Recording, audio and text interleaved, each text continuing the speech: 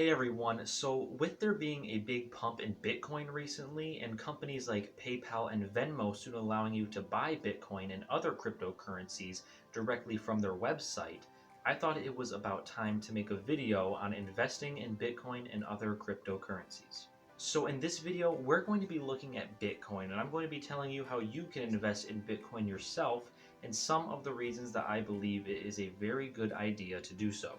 But before we get into any of that, be sure to smash the like button down below. I would very much appreciate it. Also, if you would like to see weekly videos on finance and investing, then be sure to subscribe.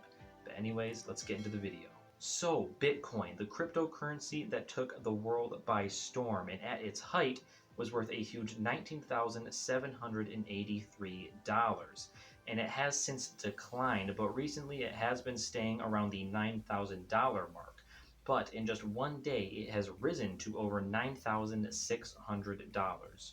And currently, PayPal can only be used to withdraw funds from places like Coinbase, but soon you'll be able to use PayPal and, of course, Venmo to buy and sell different cryptocurrencies. And be sure to remember that even though one Bitcoin costs thousands of dollars, they can be divided up to as little as 8 decimal points. So you could buy part of a Bitcoin that was just worth a couple of cents if you wanted to. So now that you have a little bit of background on Bitcoin and the new features that are coming to PayPal and Venmo that will make buying cryptocurrencies like Bitcoin easier, let's move on to how you can actually buy and start investing in Bitcoin yourself. Investing in Bitcoin can seem a tad complicated at first, but it will seem a lot easier when broken down into steps. So that is exactly what I have done for this video. So the first step that you'll need to do is get a Bitcoin wallet, which is basically just something that stores your Bitcoin and marks it as yours. So it says you own it. And there are different options that you could do. You have software wallets and you have hardware wallets. Software wallets are mobile apps that will connect straight into your bank account, and they allow for quick and easy access to things like Bitcoin. But they do require you to put your money in the hands of a third-party company, which could be considered a problem.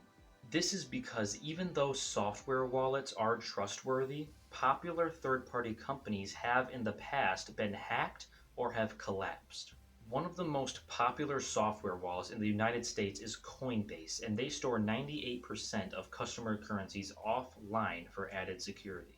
Then we have hardware wallets, which are a lot more secure because they are kept offline. These store your private key on a physical device, kind of like a flash drive, which prevents hackers from accessing your private key through an internet connection. And a popular manufacturer of these hardware wallets is a company called Ledger.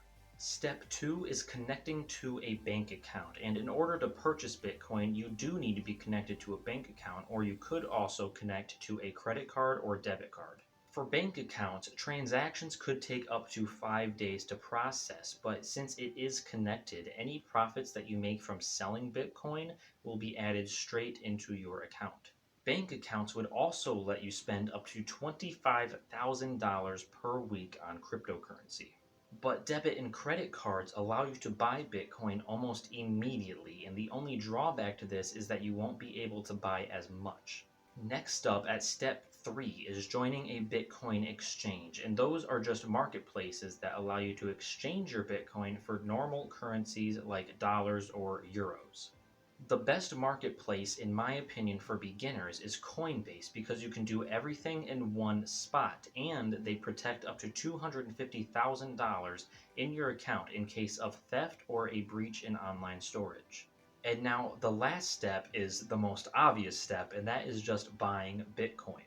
And I am going to say this again, but it is very important to remember that even though one Bitcoin cost thousands of dollars, they can be divided up to as little as 8 decimal points.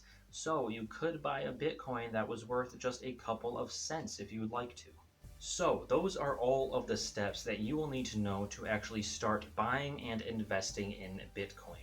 If you liked this video and thought it was helpful, then be sure to smash the like button down below. I would very much appreciate it. Also, if you would like to see weekly videos on finance and investing, then be sure to subscribe to my channel. Anyways, I hope you have a wonderful day.